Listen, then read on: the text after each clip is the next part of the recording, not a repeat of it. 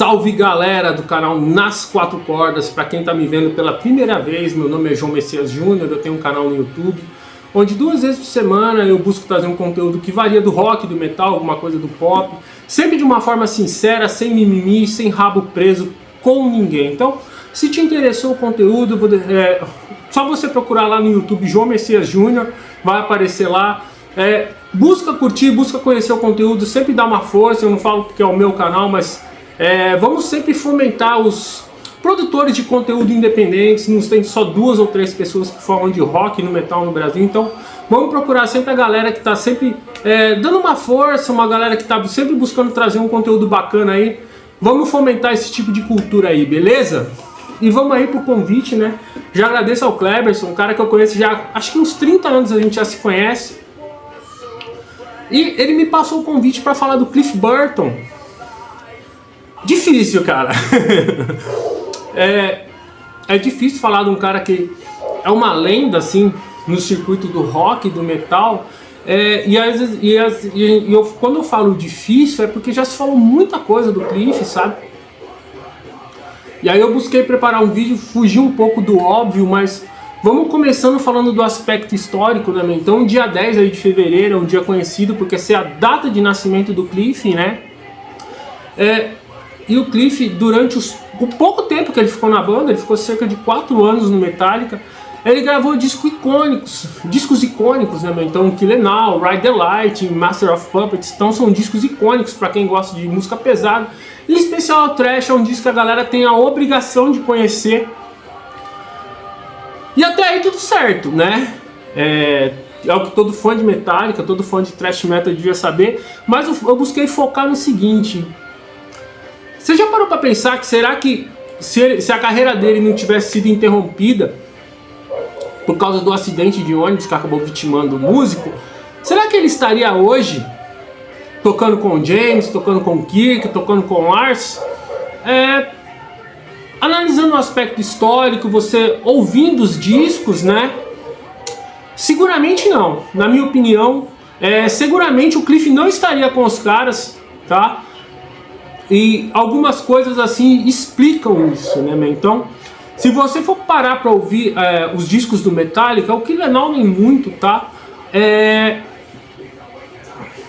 Tem Anestesia, que ele mostra um pouco do seu talento, mas o Kill 'Em All não é um disco que mostra muito isso. Mas se você for pegar o Ride the Light e Master of Puppets, você vai prestar atenção que o Cliff, nas suas linhas de baixo, ele não se limita muito a fazer uma espécie de guitarra base, entendeu? Ele não fica só seguindo as guitarras, então ele sempre vai colocando uma coisinha ali. O visual do cara, ele era um visual meio hippie já, se você for prestar atenção bem nas fotos do Cliff Burton da época. O cara ele já tinha um visual meio hippie, já fugia um pouquinho da galera do thrash. E as linhas de baixo dele, eles já sugeriam uma outra coisa, né, meu? Então, e muita gente fala de Anestesia, mas confesso pra vocês que eu não sou um grande fã dessa canção, tá? Eu gosto muito de ouvir os instrumentos, tento ouvir os instrumentos de uma forma isolada, assim, sabe? E você percebe assim que as linhas de baixo do Cliff iam numa linha mais jazz. Ele tinha muita referência do jazz, ele tinha muita referência do funk, como dizem hoje nos tempos mais atuais, né, meu? Então, o Cliff Burton ele já tinha um groove diferenciado. E curiosamente é o que muita banda de metal pratica hoje, esse lance mais do groove, um lance mais intrincado, e o Cliff tinha isso nas linhas de baixo. Isso lá nos anos 80, meu amigo. E nós estamos falando de o Cliff gravou coisas há 40 anos atrás, bem dizer, praticamente 40 anos atrás que ele gravou essas linhas, e é uma coisa que muita gente tem usado hoje, né, meu? Então, hoje eu penso, tá, que o Cliff ele não estaria nem tocando metal, ele estaria tocando coisas mais voltadas ao thrash metal, desculpa, mais ao prog metal, por exemplo, bandas como Sons of Apollo, por exemplo, para mim era o que o Cliff estaria fazendo hoje, ou bandas com uma linguagem mais voltada ao classic rock, tipo Blues Pills, Vintage Caravan. Para mim essas seriam as nuances que o Cliff estaria tocando hoje. E para encerrar, até para dar ênfase nesse meu comentário, né, meu? Eu lembro de uma entrevista que o Kirk Hammett deu. Na época eu desci a lenha no que ele disse, mas hoje faz muito sentido que se o Cliff tivesse na banda, um disco como o Load do Metallica, que é controverso para muitos puristas, mas que é um puta disco para quem tem mente aberta, ele disse que se o Cliff estivesse na banda, eles teriam feito algo como o Load antes. E é verdade, meus amigos, se você for prestar atenção nas linhas do Cliff, no jeito que ele tocava, da forma que ele respirava a música, Load talvez não teria saído em 1997, né? Obviamente quem gravou foi o Jason Newsted, um baixista subestimado também, mas eu acho que o Metallica teria feito Load antes, se não tivesse rolado o acidente com o Cliff também.